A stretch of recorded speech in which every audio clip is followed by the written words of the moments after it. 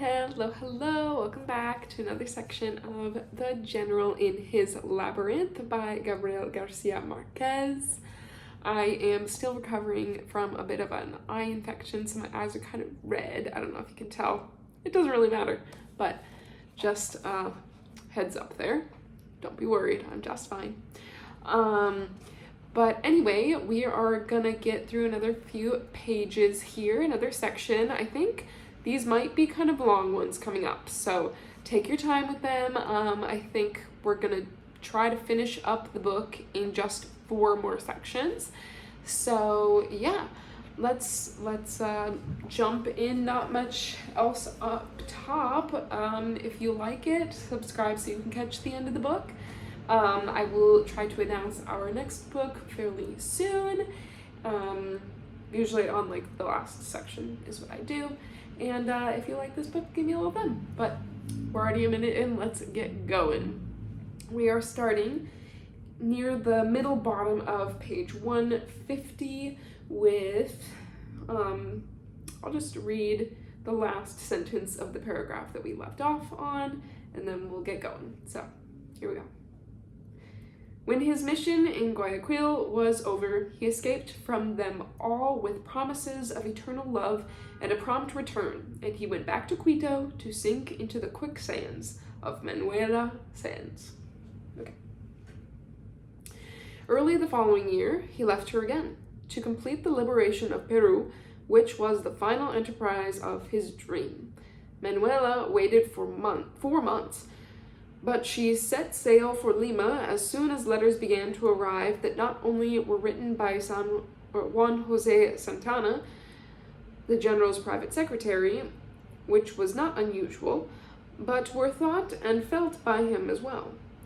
She found him in the pleasure palace of La Magdalena, invested with dictatorial powers by the Congress and besieged by the beautiful, bold women of the new Republican court. The presidential palace was so disorderly that a colonel of the Lancers had moved out one midnight because the agonies of love in the bedroom did not let him sleep. But Manuela was now in territory that she knew all too well. She had been born in Quito, the illegitimate daughter of a wealthy American landowner and a married man, and at the age of 18, she had jumped out the window of the convent where she was a student and run off with an officer in the king's army. Nevertheless, 2 years later, she was married in Lima with a virgin's orange blossoms to Dr. James Thorne, a complacent physician who was twice her age. And therefore, when she returned to Peru in pursuit of the love of her life, she did not need lessons from anyone on how to hold her own in the midst of scandal. O'Leary was her best aide-de-camp in these battles of the heart. At first, Manuela did not live at La Magdalena, but she came and went as she pleased, through the main door and with military honors. Astute and indomitable, she had irresistible grace, a sense of power, and unbounded tenacity. She spoke good English because of her husband, as well as an elementary but comprehensible French, and she played the clavichord in the sanctimonious style of novices. Her handwriting was difficult to read, her syntax impassable, and she would convulse with laughter at what she called her orthographical horrors. The general named her curator of his archives in order to keep her near him, and this made it easy for them to make love anytime, anywhere, surrounded by the clamor of the wild Amazonian animals that Manuela tamed with her charms. Nevertheless, when the general began the conquest of the difficult territories of Peru, which were still in the hands of the Spanish, Manuela could not persuade him to take her along as a member of his general staff. She followed him without his permission, with her trunks worthy of a first lady, the chests filled with archives, and her court of slave women in a rear guard of Colombian troops who adored her for her barracks language. She traveled 300 leagues on the back of a mule along the dizzying precipices of the Andes, and in 4 months she managed to spend only 2 nights with the general. one of them, because she succeeded in frightening him with a suicide threat. Some time went by before she learned that while she could not be with him, he consoled himself with another transitory loves that he found along the way. Among them was Manuelita Madroño, an untamed 18-year-old mulatta who sanctified his bouts of insomnia. After her return to Quito, Manuela decided to leave her husband, whom she described as an insipid Englishman who loved without pleasure, conversed without wit, walked without haste, greeted people without bows, sat down and stood up with caution, and did not laugh even at his own jokes.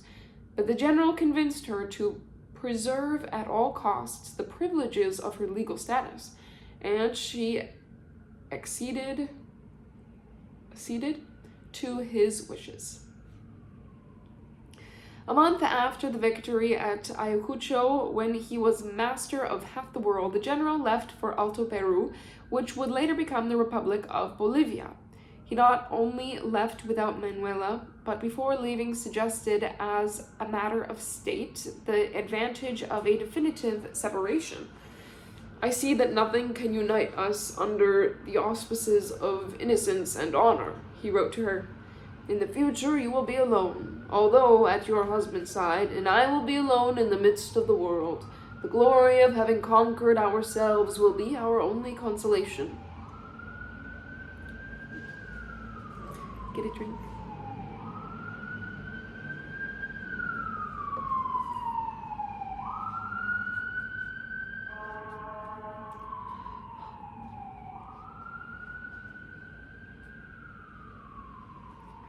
Top of page 153. Before 3 months had passed, he received a letter in which Manuela announced her departure for London with her husband. The news found him in the alien bed of Francisca Zubiaga de Gamarra, a spirited woman of action married to a field marshal who would later be president of the Republic. The general did not wait for the second lovemaking of the night to write an immediate reply to Manuela that seemed more like an order in battle. Tell the truth, and don't go anywhere. And with his own hand he underlined the last sentence. My love for you is steadfast. She obeyed, delighted. The general's dream began to fall apart on the very day it was realized. No sooner had he founded Bolivia and concluded the institutional reorganization of Peru than he had to hurry back to Santa Fe de Bogota, spurred by General Paez's first separatist attempts in Venezuela and Santander's political intrigues in New Granada. On this occasion, Manuela had a longer wait until he allowed her to follow him, but when at last he did, she traveled in a caravan worthy of gypsies with her trunks on the back of a dozen mules, her immortal slave women, and 11 cats,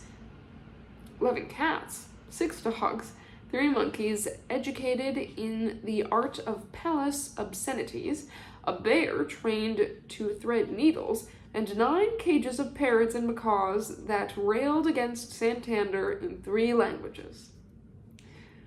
The magical realism we love from him. She arrived in Santa Fe de Bogota just in time to save the little life remaining to the general on the evil night of September 25th. 6 years had gone by since they had met, but he was as aged and full of doubt as if it had been 50, and Manuela had the impression that he was wandering without direction through the mists of solitude. He would return to the south a short while later to curb the colonial ambitions of Peru in Quito and Guayaquil, but by that time all his efforts were in vain. On this occasion, Manuela stayed behind in Santa Fe de Bogota without the least desire to follow him, for she knew that her eternal fugitive no longer had a place to escape to. In his memoirs, O'Leary observed that the general had never been so willing to recall his furtive loves as on that Sunday afternoon in Turbaco. Montilla thought at the time, and wrote years later in a private letter, that this was an unmistakable symptom of old age. Encouraged by the general's good humor and confidences, Montilla could not resist the temptation of a cordial provocation. "Was Manuela the only one who stayed behind?" he asked. "They all stayed behind," said the general with complete seriousness, "but Manuela more than any of them." Montilla winked at O'Leary and said, "Confess, General, how many were there?" The general eluded him. "Many fewer than you think," he said. That night, while he was in the warm bath, Jose Palacios tried to clarify matters for him. "According to my calculations, there were 35, he said, "not counting the one-night birds, of course." The figure matched the general's own calculations, but he had not wanted to say so during the visit. "O'Leary is a great man, a great soldier, and a faithful friend, but he takes notes on everything," he explained, "and there's nothing more dangerous than a written memoir." The next day, after a long private interview held to inform him of conditions on the border, he asked O'Leary to go to Cartagena for the formal purpose of bringing him up to date on the movement of ships bound for Europe, although the real mission was to keep him advised regarding the hidden details of local politics. No sooner had O'Leary arrived than on Saturday, June 12th, the Cartagena Congress swore loyalty to the new constitution and recognized the chosen officials. Montilla sent the general an inevitable message along with the news. "We're waiting for you." He was still waiting, when a rumor that the general had died made him leap out of bed. He rode to Turbaco at full gallop, not taking time to confirm the report, and there he found the general better than ever, lunching with a Frenchman, the Count de Reichecourt, who had come with an invitation that they travel together to Europe on an English packet boat arriving in Cartagena the following week. It was the culmination of a salubrious day for the general, who had decided to confront his poor health with moral fortitude, and no one could say he had not been successful. He had awakened early, walked through the farmyards at milking time, visited the grenadiers in their barracks, listened to them as they spoke about their living conditions, and given categorical orders to improve them. On his way back, he stopped at an inn in the market, drank some coffee, and took the cup with him to avoid the humiliation of their destroying it. He was walking toward his house when he turned a corner, and the children leaving the school ambushed him, singing and clapping in rhythm, "Long live the Liberator! Long live the Liberator!" He was bewildered, and would not have known what to do if the children themselves had not made way for him. At his house, he found the Count de Reichecourt, who had arrived unannounced in the company of the most beautiful, elegant, and haughty woman he had ever seen. She wore riding clothes, although in reality they had come in a chaise drawn by a burro. All she revealed of her identity was that her name was Camille, and she was a native of Martinique. The Count gave no additional information, although in the course of the day it would become far too evident that he was mad with love for her. The mere presence of Camille revived the general's high spirits of other days, and he lost no time in ordering a gala luncheon. Although the Count spoke incorrect Spanish, conversation was carried on in French, which was Camille's language. When she said she had been born in Trois-Îles, he gestured with enthusiasm, and his faded eyes flashed. "Ah," he said, "where Josephine was born." She laughed. "Please, Excellency, I was hoping for a more intelligent observation than the one everybody else makes." He indicated that he was wounded, and defended himself with a lyrical evocation of La Pagerie plantation, the birthplace of Marie-Joseph, Empress of France, which was visible at a distance of several leagues across the vast cane brakes and through the clamor of the birds and the hot smells from the distilleries. She was surprised that the general knew it so well. "The truth is, I have never been there or anywhere else on Martinique," he said. "Et alors?" she said. I prepared and spent years learning about it," said the general, "because I knew I would need it one day in order to please the most beautiful woman from those islands." He was dressed in embossed cotton trousers, a satin tunic, and red slippers, and he spoke without pause, his voice broken but eloquent. She noticed the breath of cologne floating through the dining room. He confessed it was a weakness of his, to the point where his enemies accused him of having spent 8,000 pesos of public funds on cologne. He was as weak as he had been the day before, but only his meager body betrayed the severity of his illness. In the company of the men, the general was capable of swearing like the most shameless horse thief, but the mere presence of a woman was enough to refine his manners and language to the point of affection. He himself uncorked, decanted, and served a grande classe Burgundy that the Count described without hesitation as a velvet caress. They were serving the coffee when Captain Iturbide whispered something in his ear. He listened with utmost gravity, but then he leaned back in his chair and laughed out loud. "Listen to this," he said. "A delegation from Cartagena has arrived for my funeral." He had them come in. Montilla and his companions had no other recourse than to go along with his joke. The aide-de-camp called in the bagpipers from San Jacinto, who had been in the vicinity since the previous night, and a group of old men and women danced the cumbia in honor of the guests. Camille was amazed at the elegance of that folk dance of African origin, and she wanted to learn it. The general had a reputation as a fine dancer, and some of his dining companions remembered that on his last visit he had danced the cumbia like a master, but when Camille asked him to join her, he declined the honor. 3 years is a long time," he said, smiling. She danced alone after she was shown 2 or 3 steps. Then, when the music stopped for a moment, they heard sudden cheering, a series of fearful explosions, and the sound of gunfire. Camille was frightened. The Count said, in all seriousness, "Damn it, it's a revolution." You can't imagine how much we need one," the general laughed. "Sad to say, it's only a cockfight." Almost without thinking about it, he finished his coffee and with a circular gesture of his hand invited all of them to the cockpit.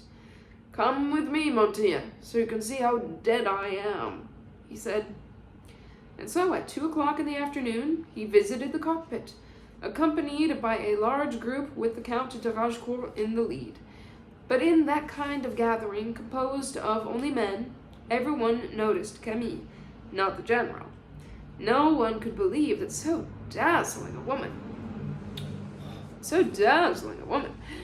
was not one of his many lovers, and in a place forbidden to women, above all when they were told she had come with the Count, for it was well known that the general had other men accompany his clandestine lovers in order to cloud the truth. The second fight was horrifying. A red cock scratched out his opponent's eyes with a pair of well-aimed spurs, but the blinded one did not surrender. He attacked the other cock in ferocious rage until he tore off its head and ate it with great pecks of his bill.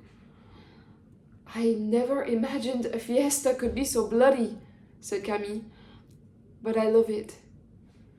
The general explained that it was even bloodier when the audience provoked the roosters with obscene shouts and fired their weapons in the air, but that afternoon they were inhibited by the presence of a woman, above all one so beautiful. He gave her a flirtatious look and said, "And so the fault is yours." She laughed in amusement.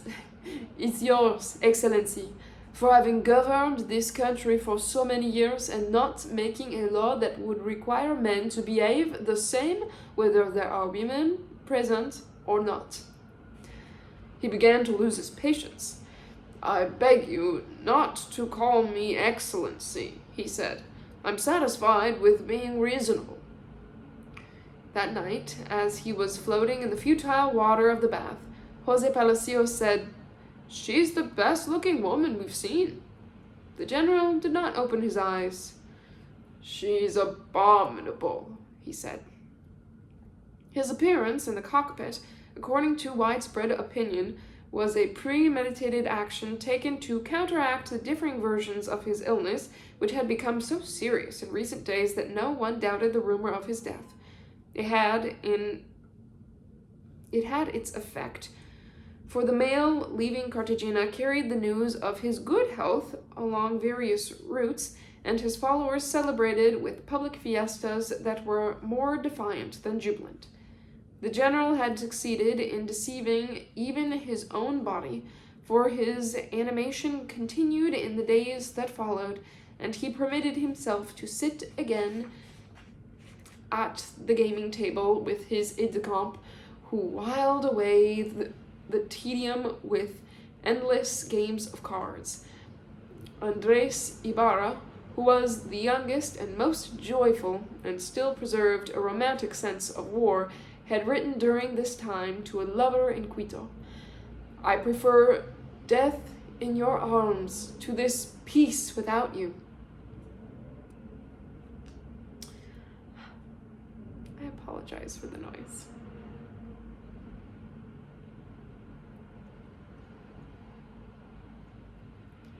Top of page 160.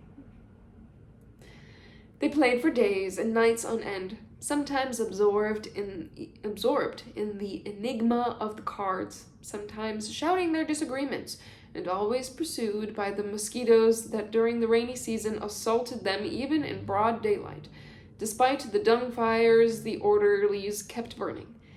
He had not played since the evil night in Guaduas, for the harsh incident with Wilson had left a bitterness that he wanted to erase from his heart. But in the hammock he listened to their shouts, their confidences, their memories of war during the idleness of an elusive peace.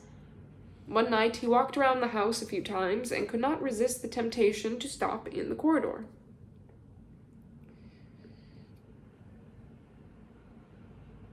He signaled those facing him to keep quiet and came up behind Andres Ibarra. As if they were falcon's claws, he placed a hand on each of his shoulders and asked, "Tell me something, cousin. Do you think I look like a dead man too?" Ibarra, accustomed to his ways, did not turn around to look at him. "Not me, General," he said. "Well, either you're blind or you're lying," he said. "Or my back is turned," said Ibarra. The general became interested in the game, sat down, and after a while began to play. For everyone it was like a return to normalcy, but only that night. But on the following nights, and not only that night, but on the following nights as well. "While we're waiting for the passport," as the general said.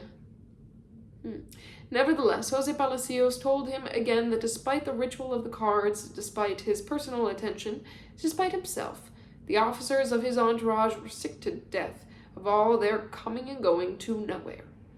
No one was more concerned than he for the fate of his officers, for the daily minutiae as well as the broad horizon of their destiny. But when problems had no solution, he resolved them by deceiving himself. Ever since the incident with Wilson, and then all along the river, he had interrupted his own suffering to think about them. Wilson's conduct was unspeakable, and only very deep frustration could have inspired such harshness. "He's as good a soldier as his father," the general had said when he saw him fighting at Junin, "and more modest," he had added, when Wilson refused the promotion to colonel granted him by Field Marshal Sucre after the Battle of Tarqui, which he had obliged him to accept. The regimen he imposed on all of them, in peace as well as war, required not only heroic discipline, but a loyalty that almost demanded clairvoyance. They were fighting men, but not barracks soldiers, for they had fought so much they had almost not had time to make camp. There were all kinds of men among them, but the nucleus of those who won independence, the ones closest to the general, were the flower of American aristocracy who had been educated in the schools of princes. They had spent their lives fighting, far from their homes, their wives, their children, far from everything, and necessity had turned them into politicians and office holders. They were all Venezuelans except Iturbide and the European aide-de-camp, and almost all of them were related to the general by blood or by marriage. Fernando, Jose Lorenzo, the Ibarras, Briceño Mendez. The links of class or blood identified and unified them. One was different from the rest. Jose Lorenzo Silva was the son of a midwife from the town of El Tinaco on Los Llanos and a fisherman on the river. Through his father and his mother, he was a dark-skinned member of the lower class of Pardo, half-breeds, but the general had married him to Felicia, another of his nieces. During his career, he had risen from a 16-year-old volunteer in the liberating army to a field general at the age of 58, and he had suffered more than 15 serious wounds and numerous minor ones, inflicted by a variety of weapons in 52 battles in almost all the campaigns for independence. The only difficulty he encountered as a Pardo was his rejection by a lady of the local aristocracy during a gala ball. The general then requested that they repeat the waltz, and he danced it with Silva himself. At the opposite extreme was General O'Leary, who was tall and blond and had an elegant appearance enhanced by his Florentine uniforms. He had come to Venezuela at the age of 18 as a second lieutenant in the Red Hussars and spent his entire career fighting in almost all the battles of the wars for independence. He too, like the others, had suffered his moment of disgrace. When the general sent him to find a formula for reconciliation, he had agreed with Santander in the latter's dispute with Jose Antonio Paez. The general refused to speak to him, leaving him to his fate for 14 months until his anger cooled. The personal merits of each of them were undeniable. The difficulty was that the general was never conscious of the barricade of power that he himself maintained with them, which became even more insurmountable the more he thought he was being accessible and kind. But on the night when Jose Palacios made him see their state of mind, he played cards as an absolute equal, losing with good grace until the officers allowed themselves to express their feelings. It was clear they were not burdened by old frustrations. They did not care about the sense of defeat that took hold of them even after winning a war. They did not care about the slowness he imposed on their promotions to avoid the appearance of privilege, and they did not care about their uprooted, wandering life or the misfortunes of occasional love. Military salaries had been reduced by 2/3 because of the nation's financial straits, and still their pay was 3 months late, and then it was issued in government bonds of uncertain value, which they sold at a loss to speculators. Nevertheless, they did not care. As they did not care about the general's leaving, slamming the door with a noise that would echo around the world, or about his abandoning them to the mercy of their enemies. Not at all. Glory was for others. What they could not endure was the uncertainty he had inspired in them ever since his decision to renounce power, which became more and more unbearable the more he continued to slog his way through this endless journey to nowhere. That night the general felt so gratified as he was taking his bath that he told Jose Palacios there was not the slightest shadow between himself and his officers. Yet, the impression he left with the officers was that they had inspired neither gratitude nor guilt in the general, but rather a germ of mistrust. Above all, Jose Maria Carreño, who, since the night of their conversation on the barge, had continued to show his rancor, and without realizing it had fed the rumor that he was in touch with the Venezuelan separatists, or, as they said at the time, that he was a turncoat. 4 years earlier, the general had expelled him from his heart as he had expelled O'Leary, Montilla, Briceño, Mendez, Santana, and so many others on the mere suspicion that he desired popularity at the expense of the army.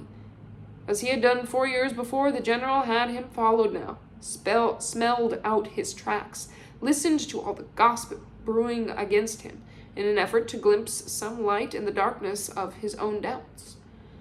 One night, when he did not know if Carreño was asleep or awake, he heard him say in the adjoining room that for the sake of the nation's health, even treason was legitimate.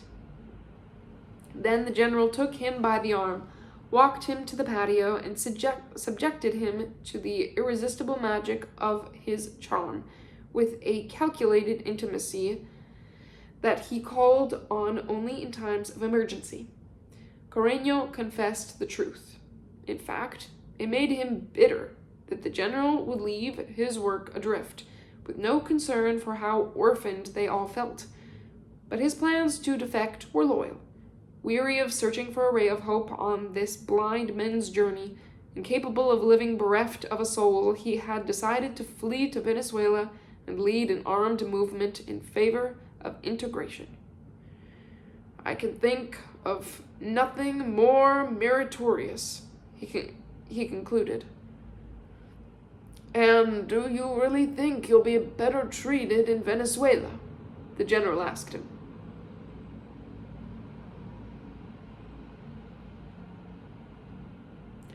Carreño did not dare to say yes.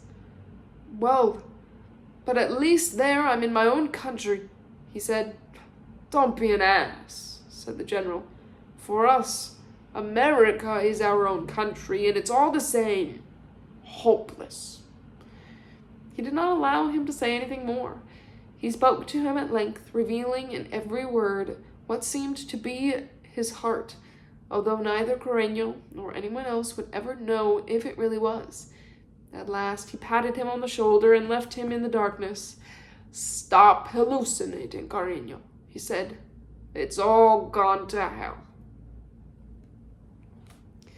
And that's the end of that chapter on page 165. All right, picking up where we left off on page 169 with the, not 169, 167 on the official start of chapter 6. Here we go. On Wednesday, June 16th, he received the news that the government had confirmed the pension for life granted him by the Congress. He wrote his acknowledgement to President Mosquera in a formal letter that was not free of irony, and when he finished dictating, he said to Fernando, imitating José Palacios's majestic plural and ceremonial emphasis, "We are rich." On Tuesday, June 22nd, he received the passport to leave the country, and he waved it in the air, saying, "We are free." 2 days later, when he awoke from an hour of restless sleep, he opened his eyes in the hammock and said, "We are sad." Then he decided to leave for Cartagena without delay, taking advantage of the cool, cloudy day. His only specific order was that the officers in his entourage should travel in civilian clothes and carry no weapons. He gave no explanation, no sign that would permit conjecture regarding his motives, and he allowed no time for saying goodbye to anyone. They started out as soon as his personal guards were ready, leaving behind the baggage that would follow with the rest of the traveling party.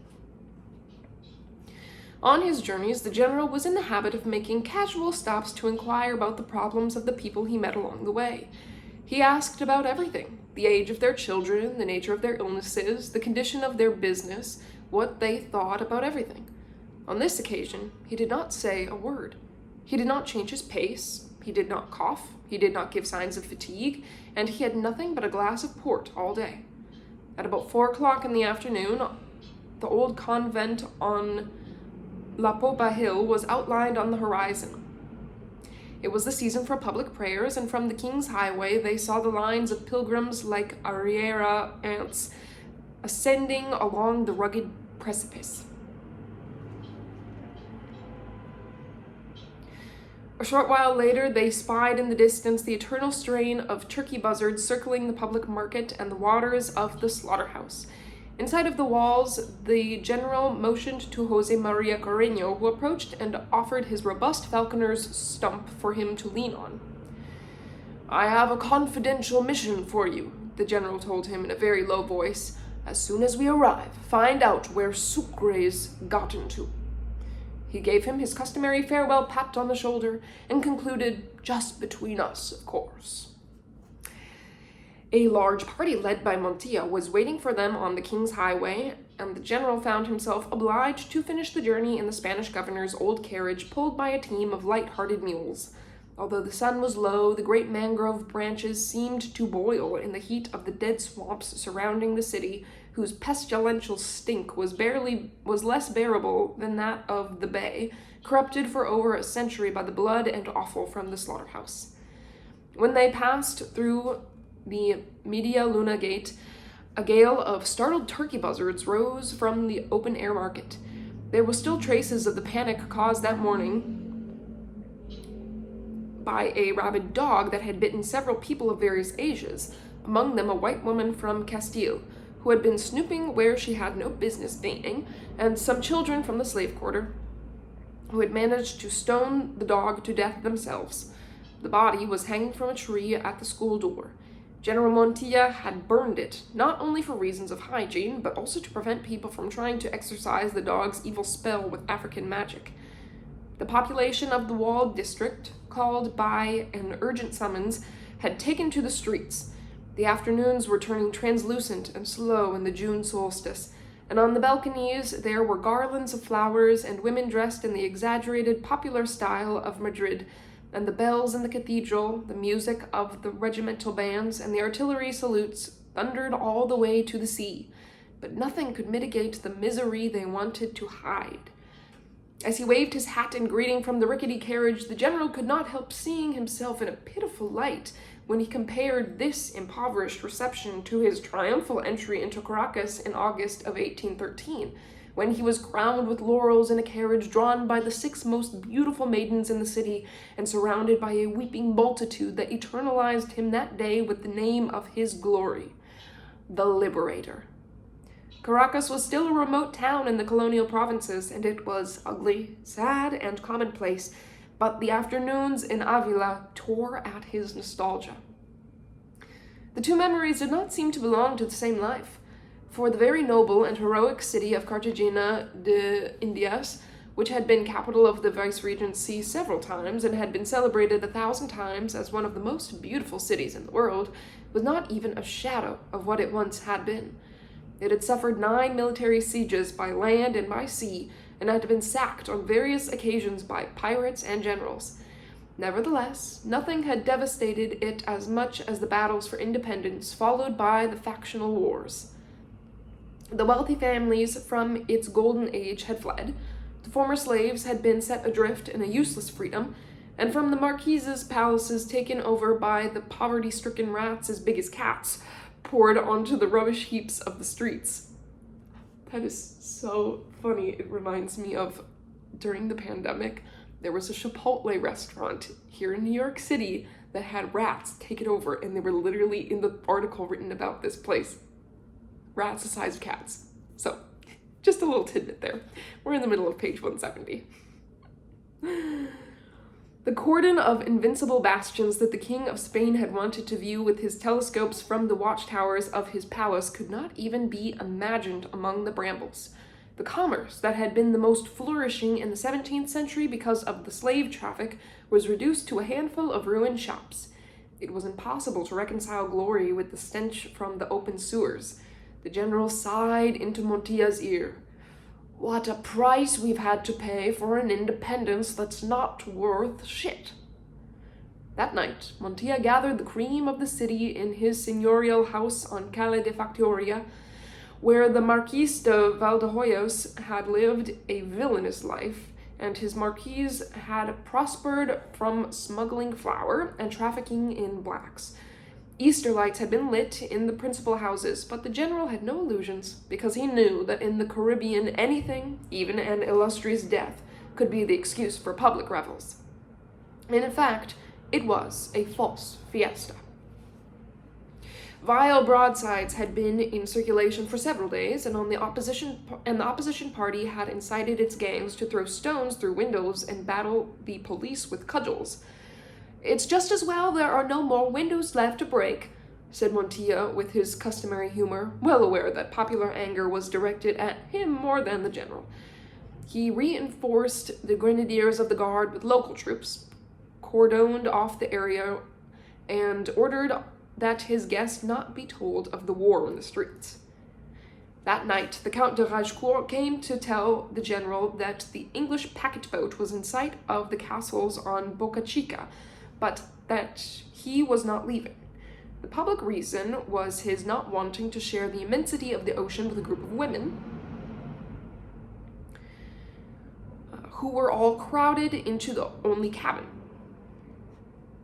But the truth was that despite the urbane lunch at Turbaco, despite the adventure at the cockpit, despite all the general had done to overcome the misfortunes of his health, the Count realized he was in no condition to undertake the voyage. He thought perhaps the general's spirit could endure the crossing, but not his body, and he refused to do death a favor.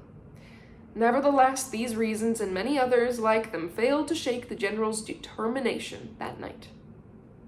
Montilla did not admit defeat. He said early goodbyes to his guests so that the sick man might rest, but he kept him a good while longer on the interior balcony while a languid adolescent girl in an almost invisible muslin tunic played 7 romanzas for them on the harp. They were so beautiful and were performed with so much tenderness that the two soldiers did not have the heart to speak until the sea breeze had cleared the last ashes of music from the air. The general sat dozing in the rocking chair, floating on the waves of the harp, when, without warning, he shuddered inside and sang all the words of the last song in a very low but clear and harmonious voice. When the song was over, he turned to the harpist, murmuring thanks that came from his soul, but the only thing he saw was the harp, hung with a garland of withered laurels. Then he remembered. "There's a man in prison in Honda for justifiable homicide," he said.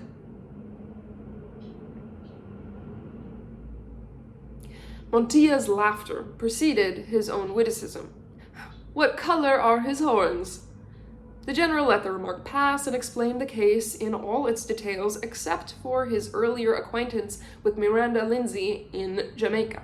Montilla had a simple solution. "He should ask to be transferred here for reasons of health," he said. "Once he's here, we'll arrange his pardon." "Can you do that?" asked the general. "No," said Montilla, "but we do it." The general closed his eyes, oblivious to the sudden loud barking of the dogs in the night, and Montilla thought he had gone back to sleep. After deep reflection, he opened his eyes again and filed the matter away. "All right," he said, "but I don't know anything." Only then did he notice the barking that spread in concentric waves from the walled district to the remotest swamps, where there were dogs trained in the art of not barking so they would not betray their owners. General Montilla told him they were poisoning the street dogs to prevent the spread of rabies. In the slave quarter, they had succeeded in capturing only 2 of the children who had been bitten. The others, as always, had been hidden by their parents so they could die under their own gods, or had been taken beyond the reach of the government to the strongholds of the fugitive slaves in the swamps of Maurier la Baja in an effort to save them with the witch doctor's arts. Near the top of page 173. The general had never attempted to suppress those calamitous rites, but he thought that poisoning dogs was unworthy of the human condition. He loved them as much as horses and flowers. When he sailed for Europe the first time, he carried a pair of pups with him all the way to Veracruz. He had more than 10 dogs with him when he left Los Llanos in Venezuela and crossed the Andes at the head of 400 barefoot plainsmen to liberate New Granada and found the Republic of Colombia. He always took them into battle. Navarro, the most famous, who had been with him from his earliest campaigns and had defeated without help a brigade of 20 bloodthirsty dogs belonging to the Spanish armies, had been killed by a lance during the first battle of Carabobo. In Lima, Manuela Sáenz owned more than she could care for, in addition to the numerous animals of all kinds that she kept on the estate at La Magdalena. Someone had told the general that when a dog died, it had to be replaced without delay by another just like it, and with the same name, so you could go on believing it was the same animal. He did not agree. He always wanted them to be distinctive so he could remember them all with their own identities, their yearning eyes and eager spirits, and could mourn their deaths. Among the victims of the attack on the evil night of September 25th were the 2 bloodhounds whose heads had been cut off by the conspirators. Now on his final journey he had with him the 2 that survived, as well as the ferocious, ill-favored stray they had picked up on the river. Montilla's announcement that on the first day alone they had poisoned over 50 dogs ruined the state of mind created in him by the harp of love. Montilla was truly sorry, and promised there would be no more dogs killed in the streets. The promise calmed him, not because he believed it would be kept, but because the good intentions of his generals were a consolation to him. The splendor of the night was responsible for the rest. The scent of jasmine rose from the illuminated patio, the air seemed like diamonds, and there were more stars than ever in the sky. Like Andalusia in April, he had once said, remembering Columbus. A crosswind swept away the noises and the smells, and all that remained was the thunder of the waves against the walls. "General," pleaded Montilla, "don't go." "The ship is in port," he said. "There'll be others," said Montilla. "It doesn't matter," he replied. "They're all the last one." He would not budge. After much pleading to no avail, Montilla had no other recourse than to reveal the secret he had sworn to keep until just before it was to take place. General Rafael Urdaneta, at the head of the Bolivarist officers, was preparing a coup in Santa Fe de Bogota for early in September. Contrary to Montilla's expectations, the general did not seem surprised. "I didn't know," he said, "but it was easy to imagine." Then Montilla disclosed the details of the military conspiracy brewing in all the loyal garrisons in the country, with the compliance of officers in Venezuela. The general gave it deep thought. "It makes no sense," he said. "If Urdaneta really wants to save the world, let him make peace with Páez and repeat the history of the last 15 years all the way from Caracas to Lima. Then it will just be a patriotic excursion down to Patagonia." Nevertheless, before he retired, he left a small opening. "Does Sucre know?" he asked. "He's against it," said Montilla. "Because of his quarrel with Urdaneta, of course," said the general. "No," said Montilla, "because he's against everything that keeps him from Quito." "In any event, he's the one you'll have to talk to," said the general. "You're wasting your time with me." It seemed his final word.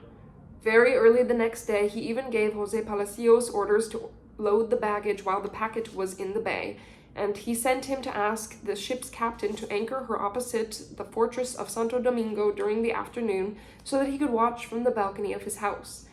The arrangements were so precise that his officers thought he would not take any of them because he had not said who was traveling with him. Wilson proceeded in accordance with the plan made in January and loaded his luggage without consulting anyone.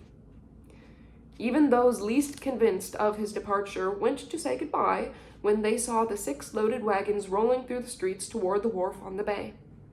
The Count de Raigecourt, accompanied on this occasion by Camille, was the guest of honor at the luncheon. Her hair was pulled back into a chignon, and she wore a green tunic and slippers, and she looked younger, her eyes less cruel. The general concealed with a compliment his displeasure at seeing her. "The lady must be very certain of her beauty for green to look so well on her," he said in Spanish. The count translated on the spot, and Camille burst into the laughter of a free woman, saturating the entire house with her licorice breath. Let's not start again, Don Simon, she said. Something had changed in them, both, for neither dared to take up the rhetorical jousting of their first meeting for fear of wounding the other. Camille forgot him as she flitted at her pleasure through a crowd educated to speak French on just such occasions as this. The general went to converse with Friar Sebastian de Singüenza, a saintly man who enjoyed well-deserved prestige for having cured Humboldt of the smallpox he contracted on his visit to the city in the year 1800. The friar was the only person who attributed no importance to what he had done. The Lord has willed that some die of smallpox and others not, and the Baron was one of the latter, he would say.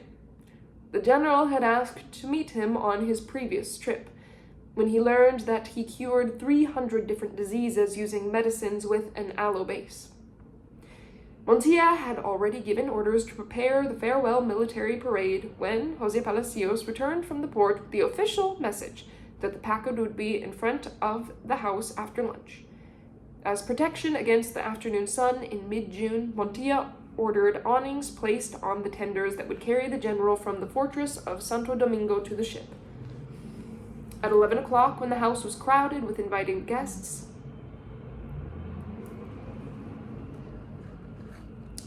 and casual visitors suffocating in the heat, all manner of curiosities of the local cuisine were served on the long table. Camille could not explain the reason for the commotion that shook the room until she heard the faint voice very close to her ear. Après vous, madame.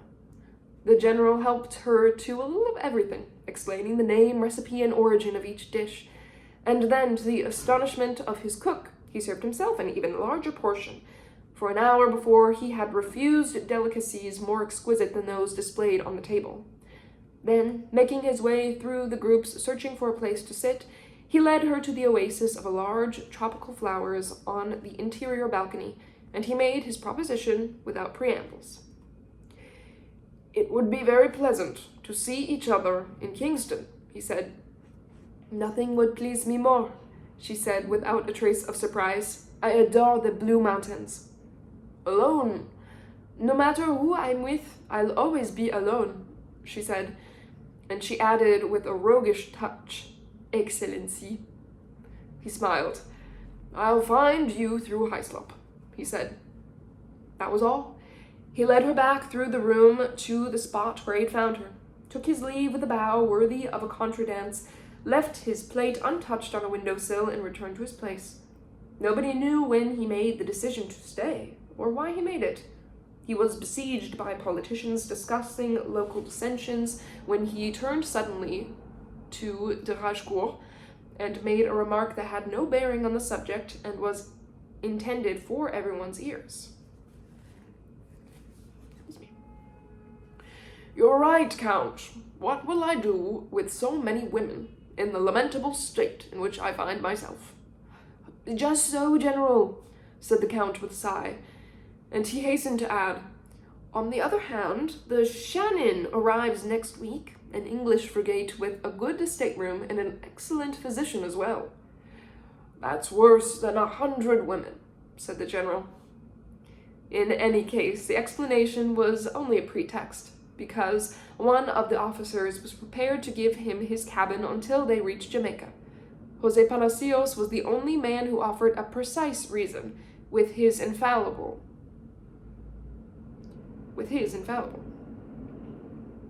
Only my master knows what my master is thinking. And he could not have sailed in any event because the packet ran aground on its way to pick him up across the Santo Domingo and suffered serious damage. And so, he stayed. And the only condition was that he would not remain in Montilla's house. The general thought it the most beautiful in the city, but because of its proximity to the sea, it was too humid for his bones, above all in winter, when he awoke with the sheets soaked through. His health demanded winds less heraldic than those of the walled district. Montilla interpreted this as a sign he would be staying for some time, and he hastened to accommodate him. On the spur of La Popa Hill was a holiday suburb burned in 1815 by the Carthaginians so that the royalist troops who had come back to reconquer the city would have no place to make camp. The sacrifice was futile because the Spanish captured the fortified area after 116 days, during which time those under siege ate even the soles of their shoes and 6,000 died of hunger. 15 years later, the calcined plain was still exposed to the furious 2 o'clock sun. One of the few rebuilt houses belonged to the English merchant Judah Kingseller, who was away on a journey. It had attracted the general's attention when he arrived from Trabaco, for its palm roof was well cared for and its walls were painted in festive colors, and it was almost hidden in a grove of fruit trees. General Montilla thought it was too modest a house for so splendid a tenant, but the general reminded him that he was accustomed to sleeping on the floor of a pigsty wrapped in his cape as in a duchess's bed. And so he rented the house for an indefinite period, with an extra charge for the bed, the water jug, the 6 leather tabourets in the drawing room, and the handmade still in which Senor Kingseller brewed his own liquor.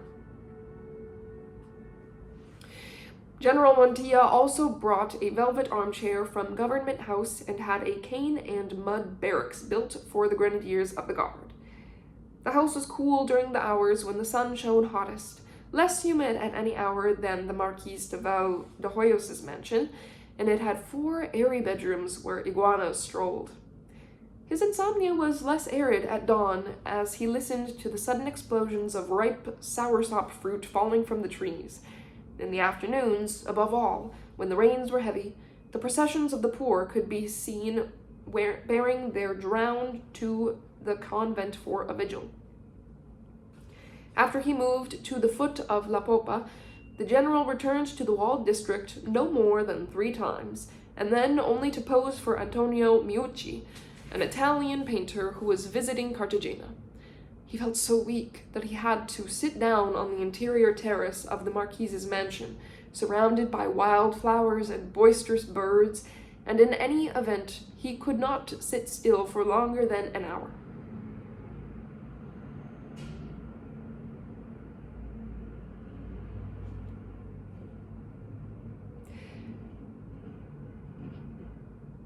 He liked the portrait, although it was evident that the artist had viewed him with too much compassion.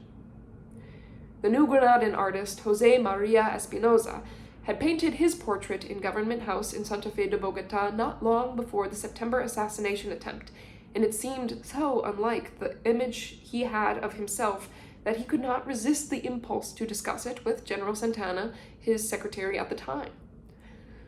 "Do you know what this portrait looks like?" he said.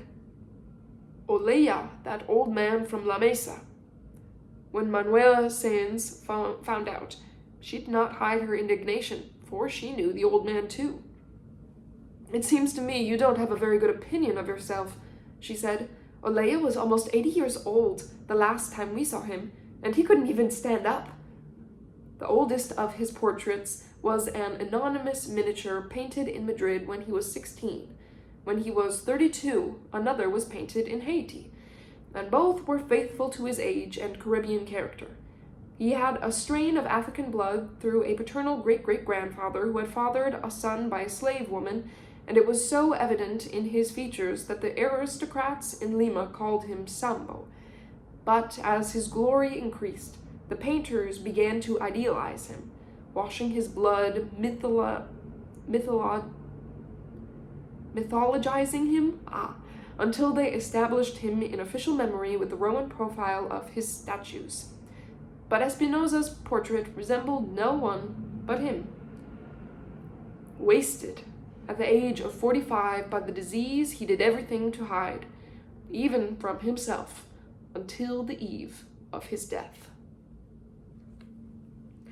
And on that ominous note, we will end this section on the top of page 181 in the middle of what's technically chapter 6. Hope that you enjoyed it. I do hope that the sound quality was okay. But yeah, The General and His Labyrinth. We've got about 3 more sections to come, so I hope you will stick around for those, and I'll see you next time. Bye!